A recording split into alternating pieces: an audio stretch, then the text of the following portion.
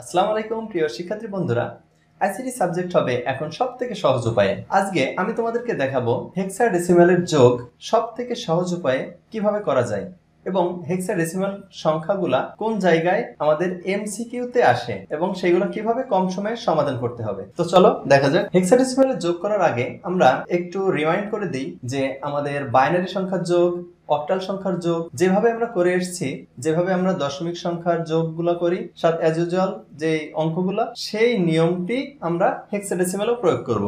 এখন দেখি আমরা এই যে বির জন্য আমাদের কত ধরা হয়। হেক্সাডেসিমালের a সমান সমান 10, b সমান সমান 11। আমাদের এভাবে গুনতে হবে যে a b c d। এখন যেটা আছে a b 10 থেকে শুরু করতে হবে, 10 11, বির জায়গায় থামছে 10 11। এখন b আছে, বির জন্য কত 11। এখন যদি হঠাৎ করে সি বা ডি চলে আসে তখন এইভাবে গুনবো এ বি সি ডি, ডির জায়গায় থামবো 10 11 12 13। তোমাদের এর জন্য 10, বির জন্য 11 এভাবে মুখস্থ করা লাগবে না, তোমরা একটু কয়েক সেকেন্ড ব্যয় করবা যে এ বি সি ডি 10 11 12 13 এভাবে কম সময়ের মধ্যে যে সংখ্যায় দেওয়া থাকুক না কেন সেটার মান এভাবে পাশে লিখে নিবা। তাহলে বির জন্য কত হয় 11 হয়, আর এর জন্য এ আছে আমাদের, এর জন্য আমাদের 10, এই দুইটা সংখ্যা ব্যবহার হচ্ছে। এখন বির জন্য আমাদের 11 আর 9, 11 আর 9 যোগ করলে কত হয় 20 হয়ে যায়। এখন হেক্সাডেসিমালের রেঞ্জ কত আমাদের 0 থেকে 15, 15 মানে হচ্ছে এফ। এই 15-র মধ্যেই, রেঞ্জের মধ্যেই আমাদের রাখতে হবে।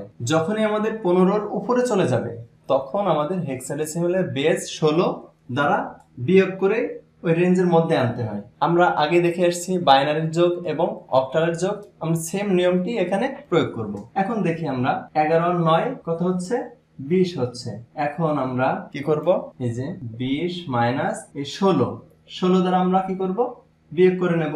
এই হেক্সাডেসিমালের বেস 16, তাহলে 16 মাইনাস এই যে 16 আর 5 20 4, তাহলে এখানে দিতে হবে কত 4। এই যে একবার আমরা হেক্সাডেসিমালের বেস দ্বারা বিয়োগ করে নিলাম তখন হাতে থাকে 1, তাহলে 10 এর মান 10, 10 এটাকে 11, 11 আর 4 কত 15, 11 আর 4 15। আমাদের 15-এর জন্য কত দেওয়া হয় এভাবে গুনতে হবে 10 11 12 13 14 15, A B C D E F.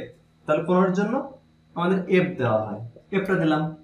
আমি তো আর কোনো কিছু হাতে থাকছে না, এখানে 16 দ্বারা যখনই বিয়োগ করব তখনই আমাদের হাতে থাকে 1, সে একটা এখানে চলে আসবে এবং এখানে 2 আর 1 3, এজ ইউজুয়াল ভাবে 3 বসে যাবে।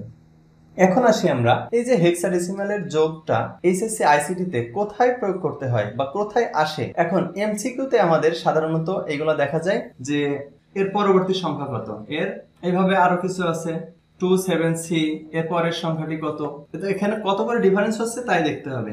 5 5 আর 2 7, আবার 5 ডিফারেন্স, 7 5 12, 12-এর জন্য 10 11 12 এ বি সি, 12-এর জন্য সি। তাহলে এখানে আর 5 যোগ করলে হেক্সাডেসিমালে যদি আমি 5 যোগ করি তাহলে আমরা এর পরবর্তী সংখ্যাটি আমরা কয়েক সেকেন্ডে আমরা এমসিকিউ বের করে ফেলতে পারবো। এখন দেখি এই দুইটি 18F। এখন এফ এর সাথে এখানে কত করে ডিফারেন্স হচ্ছে 7 করে ডিফারেন্স, 1 আর 7 কত 8, 8 আর 7 কত 15, 15-এর জন্য এফ এর পরে 7 যোগ করতে হবে। এই যে এফ এর পরে আমরা 7টা যোগ করব, তাহলে এফ এর জন্য কত 15, 15 আর 7 কত 15 প্লাস 7 22। এখন 22 তো আমাদের এখানে বসানো যাবে না, সেই জন্য আমাদের এই 22 আমাদের হেক্সাডেসিমালের যে বেস, সেই বেস দ্বারা বিয়োগ করে নিতে হবে। তাহলে 16 আর কয় 22 6 22, এই যে 6টা আমরা এখানে দেব।